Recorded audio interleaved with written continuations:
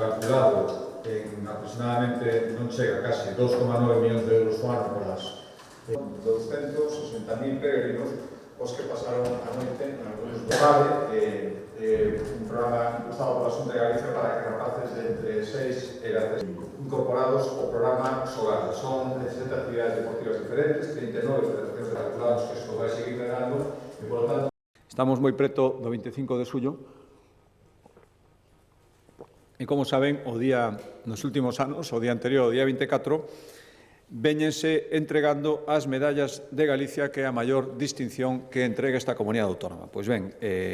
facer un pouco de recordatorio, intentamos nos últimos anos especialmente seguir un eixo, un motivo que aglutina a todos os premiados. No 21 foron os recoñecementos sanitarios que combateron a pandemia da COVID, no 22, que era o Blano Xacobeo, fixemos unha recoñecementos que traballan pola difusión e promoción do Camiño de Santiago. O ano pasado recordarán que premiamos o patrimonio musical galego con 3 artistas destacadísimos e este ano queremos poñer en valor o noso audiovisual, o audiovisual galego, que estáse convertindo cada vez máis nun portal cultural, artístico, tamén económico, cada vez máis, difusión internacional e, por lo tanto, cada vez máis estratégico e vital na difusión de Galicia, da nosa cultura, en todo o mundo. Por lo tanto, hoxe acordamos, o Consello da Xunta de Galicia acordou conceder as medallas de Galicia do ano 2024 ao actor Luís Tosar, a produtora Zaza Ceballos e a Academia Galega do Audiovisual. Todos eles creo que teñen motivos, consideramos, motivos de abondo para esta, insisto, a maior distinción que otorga a Xunta de Galicia, por tanto, por facer unha pequena referencia aos méritos, creo que sobradamente coñecidos, a Luís Tosar, sobre a presentacións dentro e fora de Galicia, dentro e fora das pantallas, intérprete de Cospeito, que ten chegado o máis alto a nivel nacional e internacional, un dos artistas máis recoñecidos e coñecidos galegos a nivel internacional, conta con 3 premios Goya, 2 premios José María Jorge e 5 premios Mestre Mateo. Por lo tanto, creo que os méritos son sobradamente coñecidos e recoñecidos. Zaza Ceballos, que é outro dos grandes nomes do noso audiovisual, produtora, escritora e directora, pioneira, además, unha das grandes pioneiras en mulleres no sector, comenzou a traballar na Televisión de Galicia,